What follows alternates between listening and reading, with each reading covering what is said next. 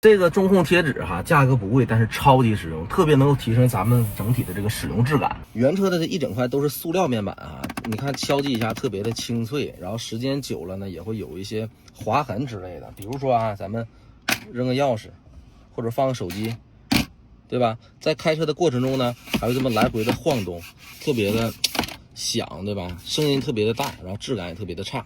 那么现在咱把它贴上，再来对比一下它整体的这种质感哈，看这个是这种翻毛的材质啊，特别的高级有质感。像咱们原车这种塑料跟它比，那简直就是不言而喻哈。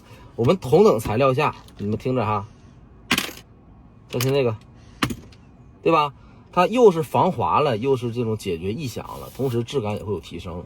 然后背面呢是咱们的这种车贴胶固定啊，首先粘得非常牢固，其次就是你再撕的话，它也不会掉胶脱胶。你看这边就是已经贴完的了，这种翻毛皮的材质啊，这边就是没贴的。下面把这个后面的也给它贴上。